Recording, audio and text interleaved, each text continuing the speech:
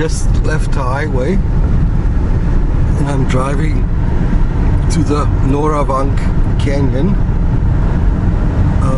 It'll be another 6.5 kilometers until I reach Noravank.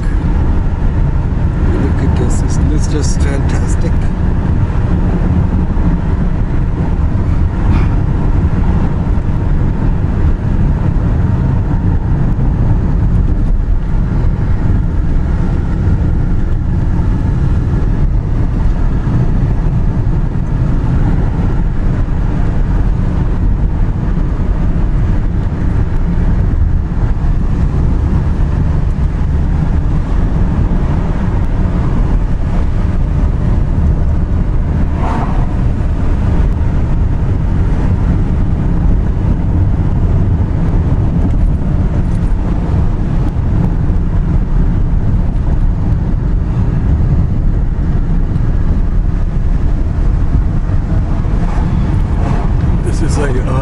Major tourist site. Very famous monastery in Armenia. Lots of tourists come here. I've reached Noravanka Monastery. At the back of this at the end of this very beautiful canyon. That's coming up here. And this is the monastery. It's a beautiful location. Bring a little up higher. It's a very important touristic site. It's also a religious Armenians. You see some white doves up on the roof. Look at this. Just fantastic. Today it's not very hot. Compared to the last days, it's actually very cool. We have about 20 degrees instead of the 38 that we've been having. So let's go inside and take a look. So this is the legend of the monastery. Entrance, offices, museum, Saint Astvatsatsin, which is right here. There's a Chachka there. 5 ruins of Saint Karapet. 6 is Academy Wall. Saint Stepanus. Saint Gregory.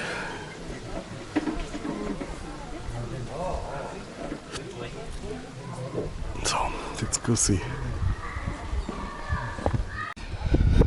So if I read this right, the monastery was founded in 1105 by Bishop Hofhannes, the abbot of Hofhanna Monastery, in place of the earliest existing Saint Karapet Church and Saint Pukas Chapel.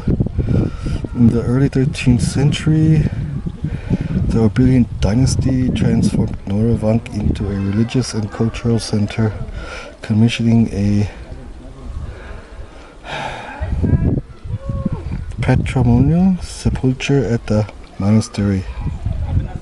Inside, Mongols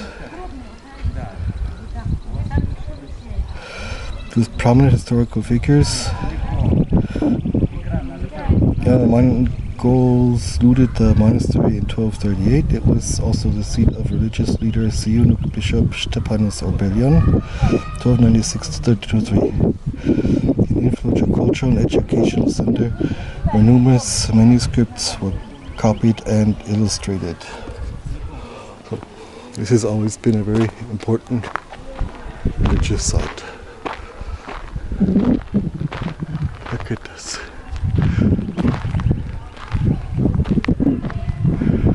I suppose that eagle up top is the family sign of the family who founded the monastery. This is the main church.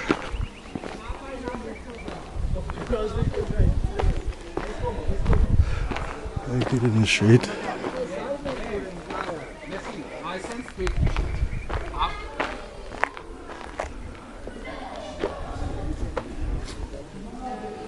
This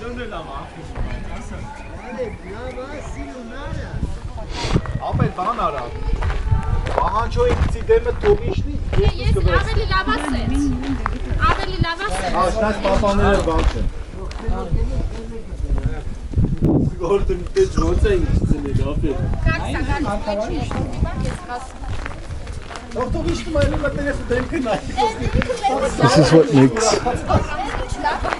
Noravank so special.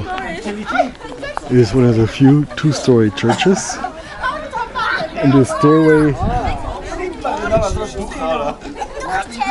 leading to the second floor is very adventurous, to say.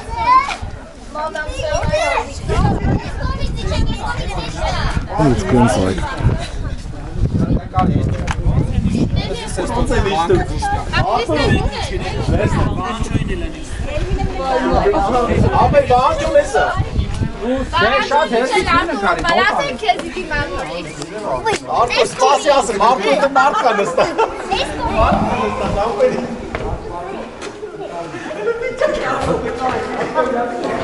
Some stairs.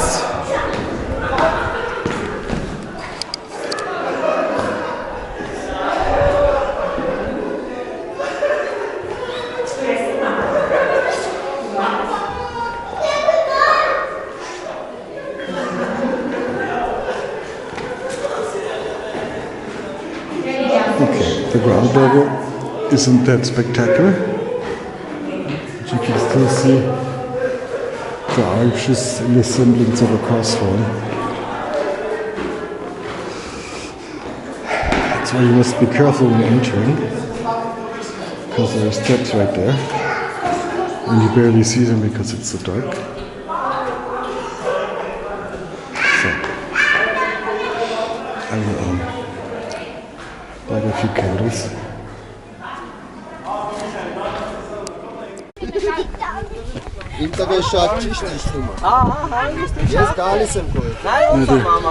Beautiful example of Vodka.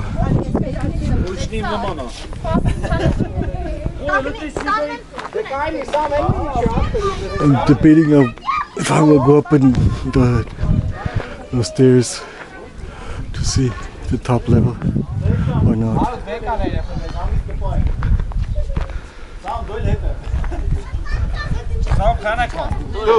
Ari afbedest. Ari afbedest. Ari. Det gang nicht, klar. Det gang nicht. Edo, ist schon mal abbe. Ich kann nicht abbe. Sam nein. Chef. Paternelu. Давай.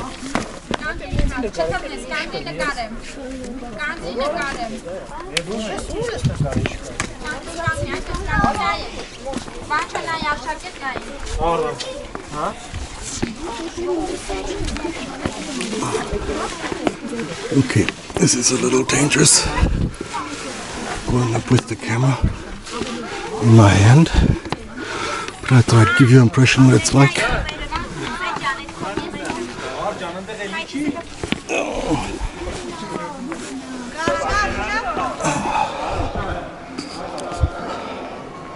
So, I'm upstairs.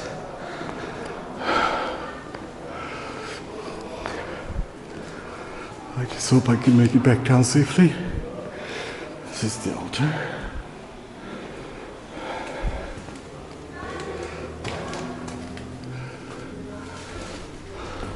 I guess this is actually the main chamber of the church.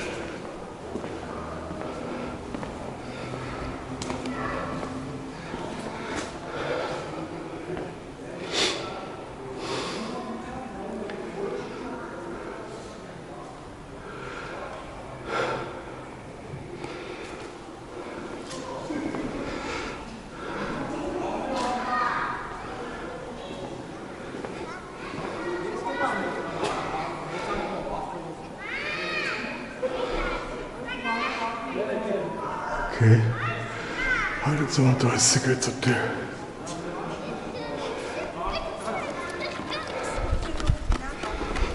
The ruins of some buildings. Okay, I will not film going down. I have to pay attention. So I made it down safely. The first few steps until you get past those carvings are a bit difficult. Then it was alright.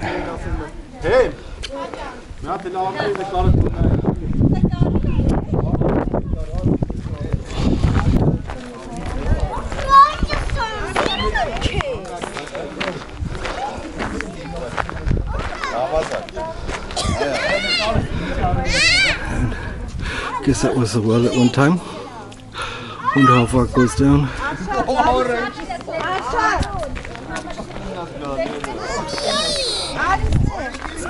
So, these are the remains of some old buildings.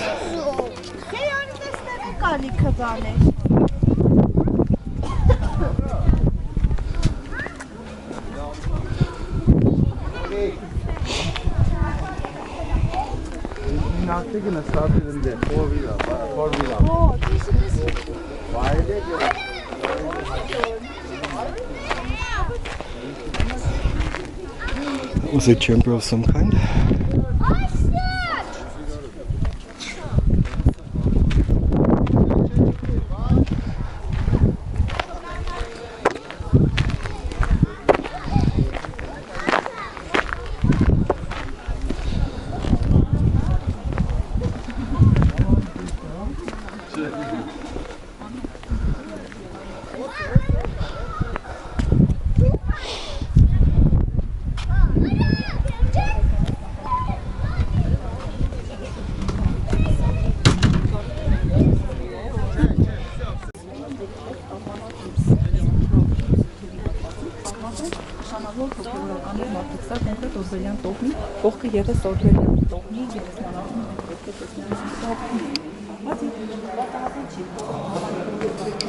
So now I'm in the cavern.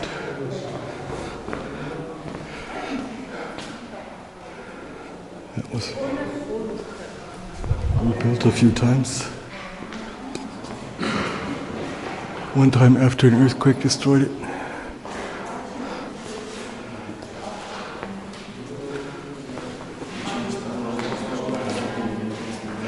It was mainly used for scribing work.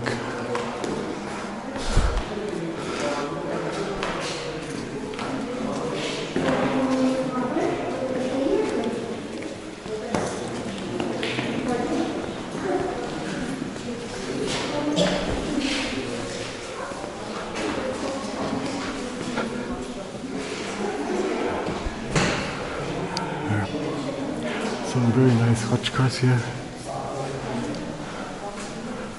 Carvings in the roof and the cupola.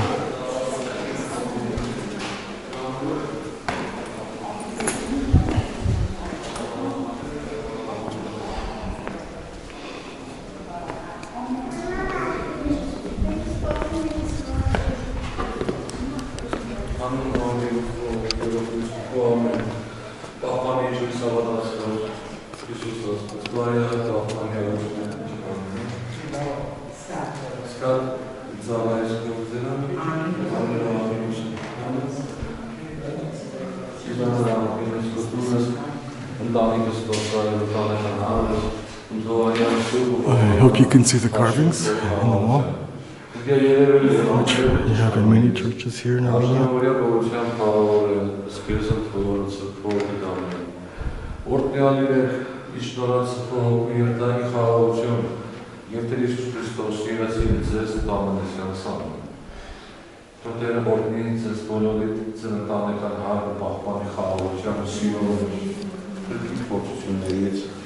Եվ ես կծել եղբայրը ոգևոր մաղթում եմ, որ նաև Նորավանքի ողջությունը լինի ձեր ընտանիքների, ընտանիքի մյուս անդամների վրա եւ բոլորի բարքի երջանկություն, առողջություն։ Քրիստոսի շնորհը, սերը, խաղաղությունը ձեր։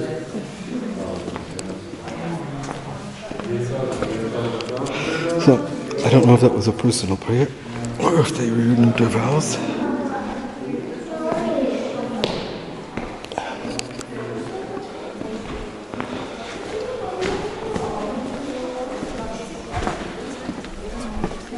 Եվ կողքը, եթե նկատեցիք խաչերության տեսարան ամենապրկիչը Աստված փոքր միջոցով ալտարներ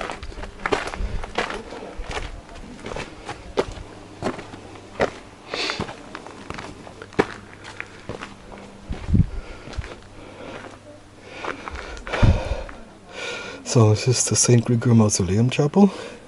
This small mausoleum chapel was commissioned by Tarsaich Orbelian and built by the architect Siranis in 1275. It houses the tombstone of Prince Sambat Orbelian. The church floor is paved with 10 large stones, marking the graves of members of the Orbelian dynasty. Among them is Sambat Orbelian, Tarsaich Orbelian, and his wife Mina Khatun.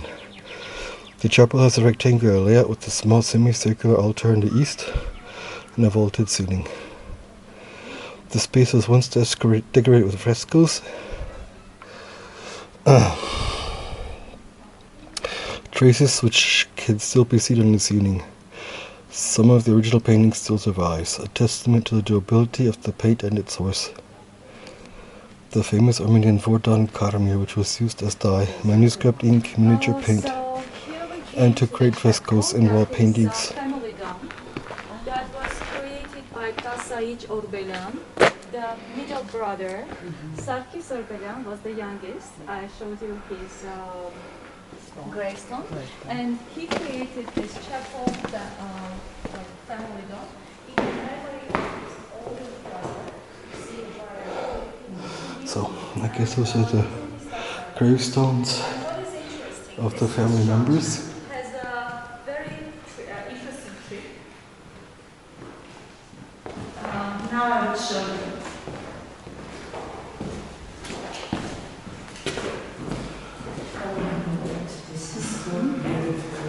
So here we have like identical stone. Yes. With Sarkis, but it is middle brother, Tasaich Orbelian. And just next to him, we have a gravestone of Sambat Orbelian, the oldest brother, who died about 2 years earlier when this like construction was finished.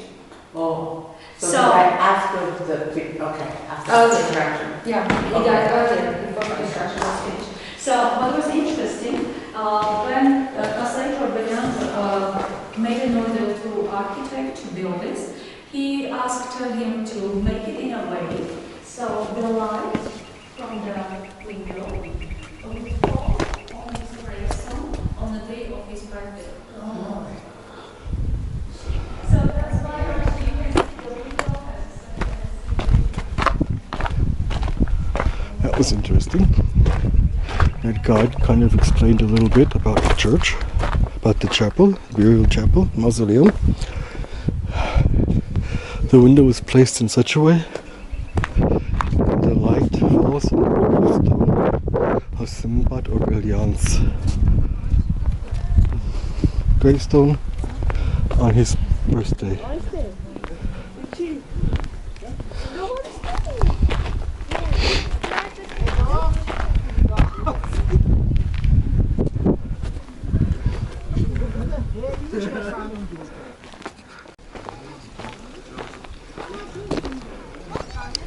You gotta look into that one little building right there.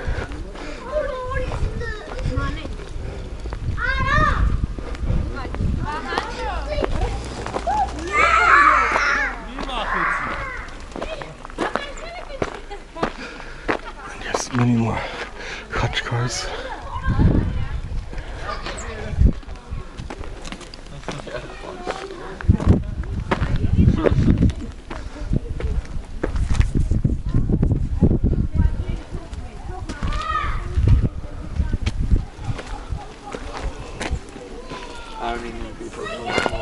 Seems to be a little chapel.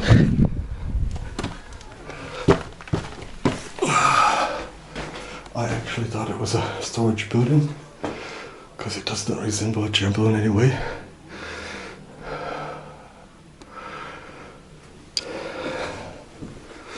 But it's like many chapels and churches, grey.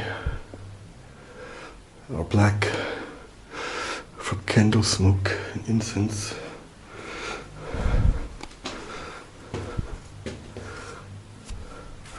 Because this is where they kept the Bible or a special cross, crucifix.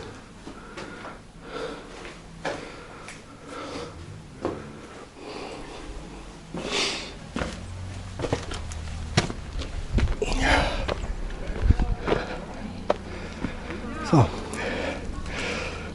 I guess this ends our little sightseeing tour of Noravanka Monastery. Into the museum.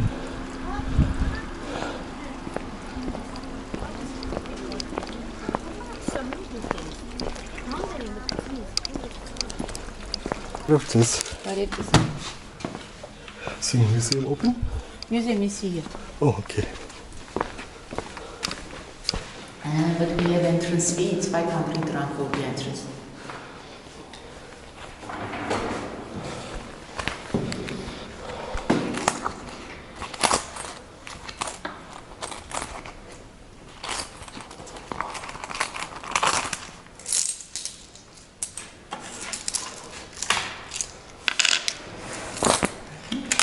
Your tickets?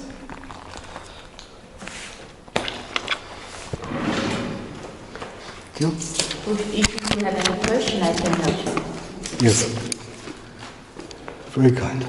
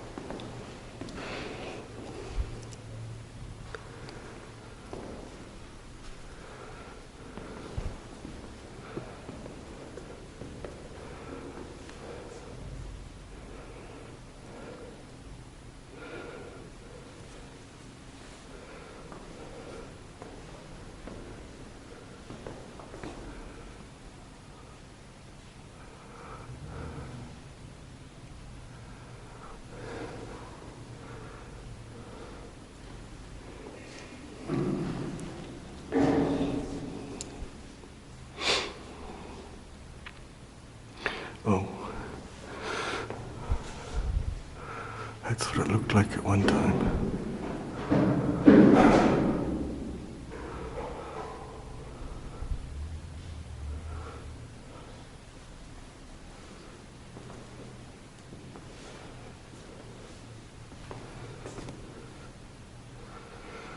That's what it looked like at the beginning of the 20th century. And it was reconstructed.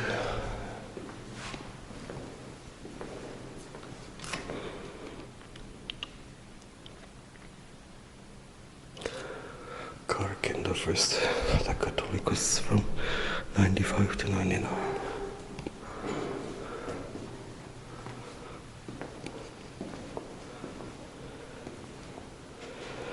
Silver coin of the Mongols. Silver coin of Levon, the first king.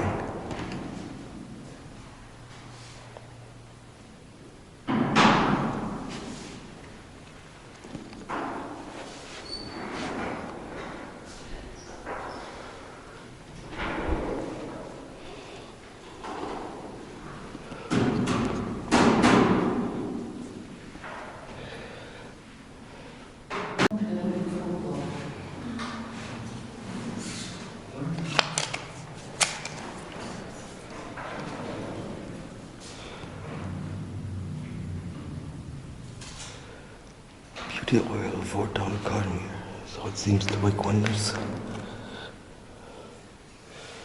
Keeping people young and beautiful, very good for the skin.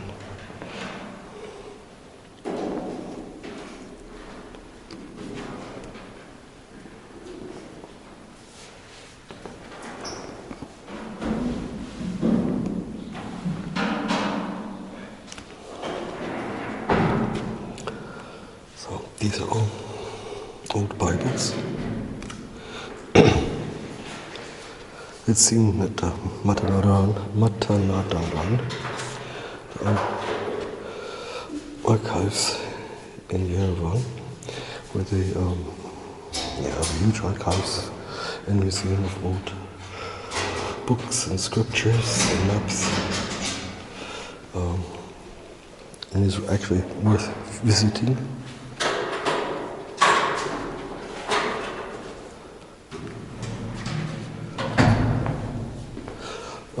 These paintings, were they in Noravank? They are the big photo pages from the same manuscripts. Okay. They all describe and shows you Jesus' life. And the books here are from Matanadaran? Yes, but we represent in our museum as well. They directly connected with the history of Noravanka Monastery. Okay. All right. Thank you. Okay. So, these old Bibles and old books are property of Matanadaran, but are directly connected to the history of Noravank. And that's why they're on display here. So, this finally ends our tour. So, I'm at the Armenia wine cave now. I'm waiting on my guide. Hello. Please give me a ticket for scanning.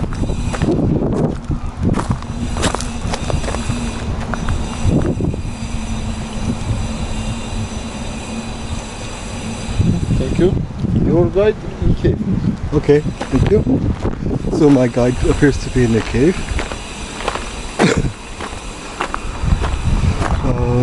This is a bit expensive because you have to, if you're alone you must buy 2 tickets because a guide is only available if you are 2 or more persons. So I had to pay 3,000 drum.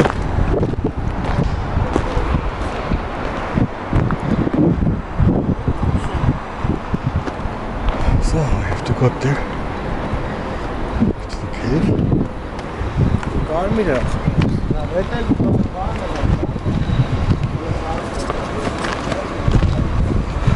Like the stairs, better than walking uphill.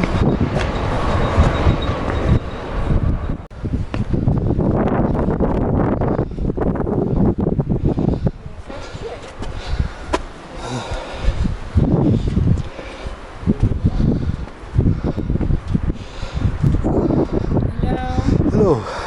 Take a breath. Yes, I need to.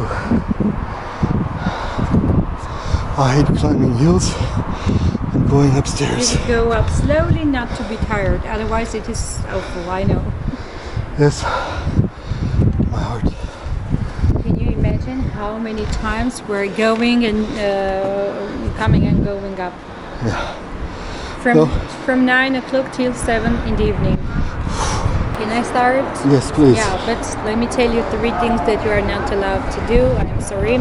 You are not allowed to take any video or records of me. This is our rule that was written down there. You are not allowed inside of the cave to touch the stones because we have unique stones. When you touch them, it's falling down. And you are not allowed to take pics with flashes inside of the cave because there we have bats which are not seen for you. They are not dangerous. They don't attack. No COVID, of course. Yes. But that's why we don't allow to take pics with flashes because it's getting dangerous. Yes, when you take a flash. Yeah. Okay.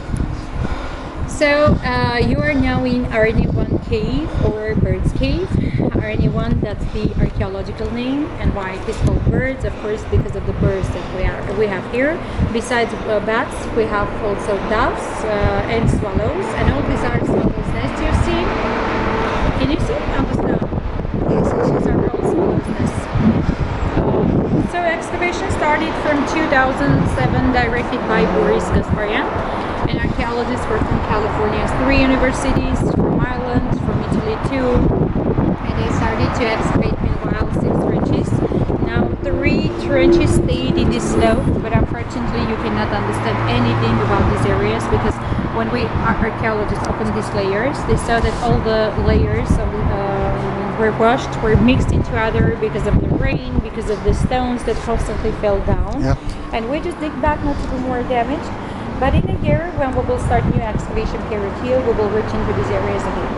And during these excavations, several interesting artifacts we found from here. For example, 6,000 years old hairbrush from animal bones, several instruments from medieval times, and also stone tools. We chose collection of stone tools. We chose the first human who discovered this cave, yes, who used this cave, who lived here. And this is Homo erectus. Before Homo sapiens, the speech goes about nearly standing and walking people like us, and moreover than 1.5 to 1.8 million years ago. But the history of geography begins in the Upper Cretaceous period, like 68 to 80 million years ago, when all these cliffs were together, were washed into Proto-Denis ocean's waters, and in which limestones, sandstones, siltstones, and quartzites also formed these beautiful gorges. And in this canyon we have nearly 2-3 caves like this. So this is Armenia 1 cave, in front of it already Armenia 2 cave. Excavations also there going time to time, and we hope in several years, in 3-4 years, it would be open finally too. Also we have Mozur cave, Magellan cave, Bay cave, Red cave, others which are not in this canyon at all. And Armenia 1 is a 3-chambered karstic cave, which is located on the left-hand side of the Arpa River basin. So this is a river flowing there, and in a beautiful environment, in harmony with its landscape. Yes, as you see. Now we are standing in the 3rd trench, where during excavations, archaeologists here made several layers, late Chalcolithic layers, 3,400, 4,300 BC, but also 2 well-preserved settlement stages from medieval times, 4 to 18th centuries. And already more artifacts we found from here. The numbers, that means first of all we opened several horizons, but besides it, that means just from here, just from this section, which are called archaeological loci, we found some findings of artifacts, yes, which are now in Archaeological Institute of Armenia. And only the shoe is in Armenian History Museum. But during this year, we are going to build a new museum, and we're going to bring back all the artifacts and to show our visitors. So from here we found ropes, remains of dried foods, pieces of leather, clothing, basketries, organic remains, other artifacts, different artifacts from multiple periods. But the most expensive artifact for us, that's the shoe, which we found just from the hull, just below to the picture.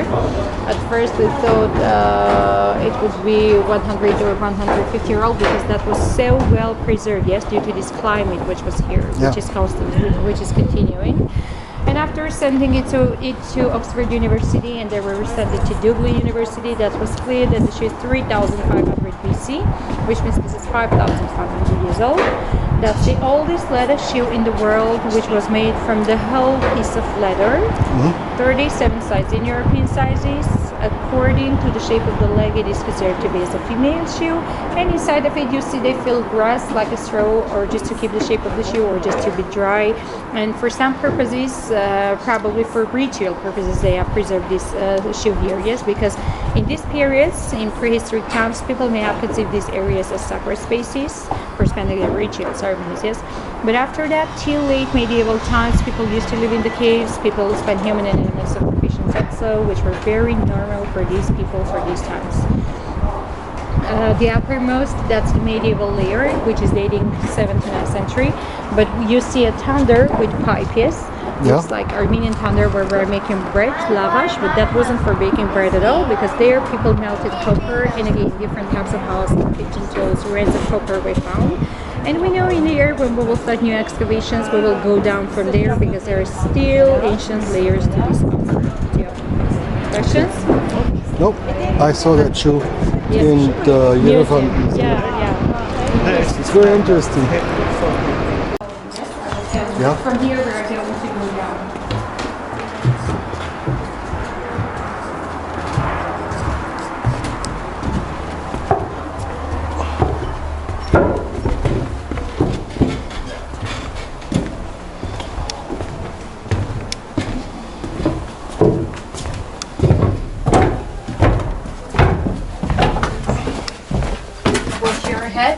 be very careful.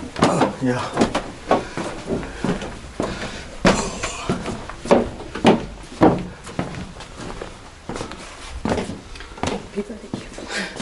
Okay, so that's the second trench of the cave. During excavations, the layers also were fixed by our archaeologists. And just from here, we found 3, 4, 6,000 years old potteries. And inside of it were remains of cremation.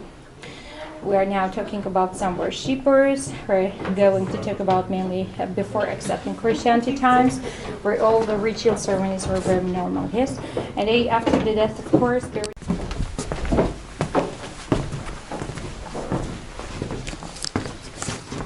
And that's the first trench of this cave, which is the interesting part, the impressive part of the cave, which is dating 4,100 to 3,800 BC, which means this is 6,100 years old.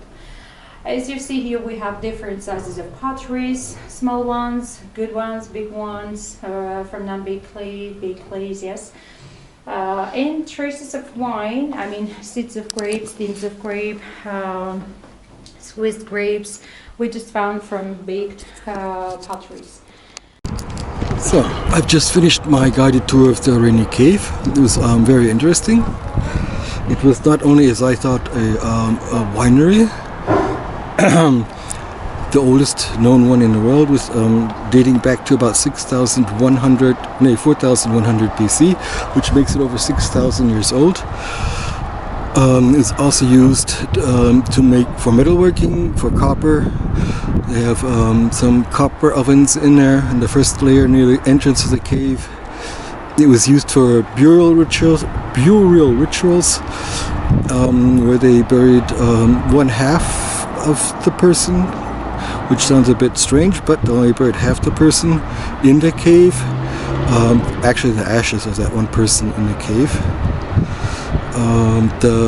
They found remains of grapes and grapevines and things like that, and dated them back, like I said, to 4,100 BC.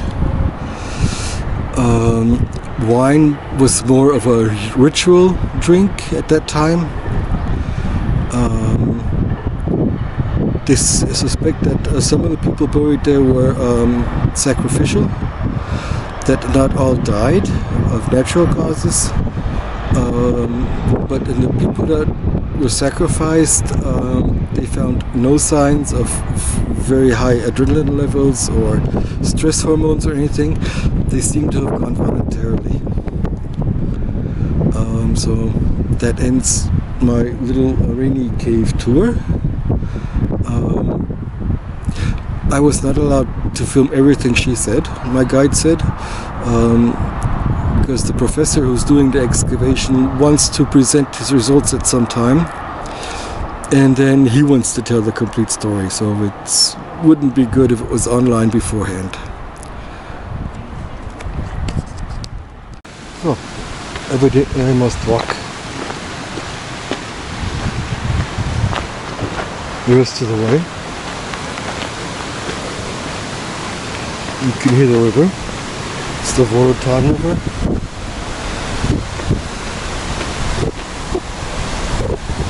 Oh.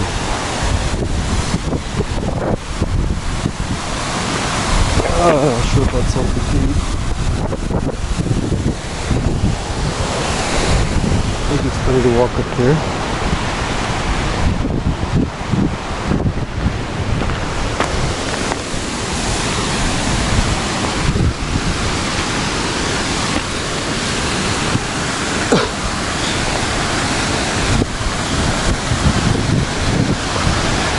I hope I'm walking in the right direction. There was no sign. The people are coming back, so I guess I'll move.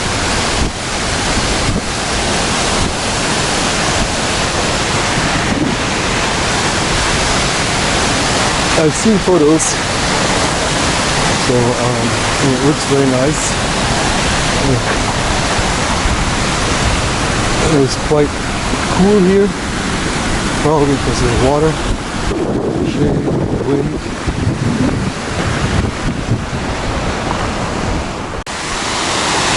So This is the Shaki waterfall.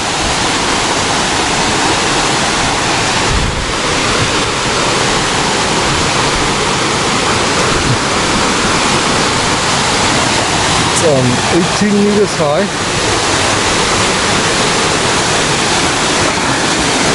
If I'm not wrong, this is the Waterfall River.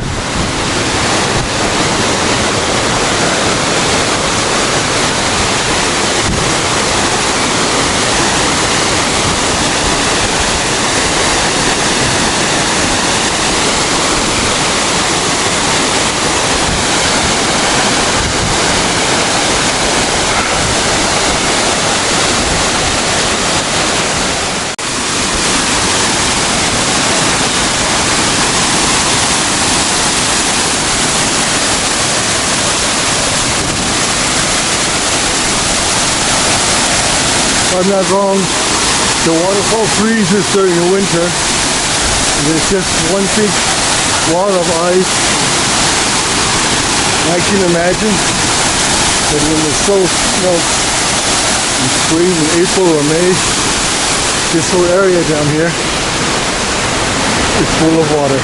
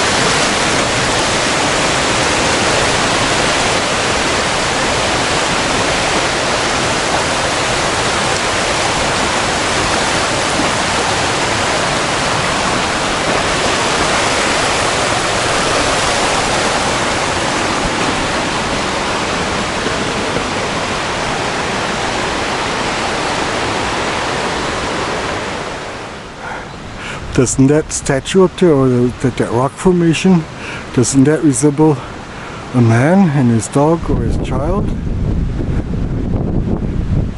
I think it does. I think I've seen a photo of that somewhere, but I can't quite remember where.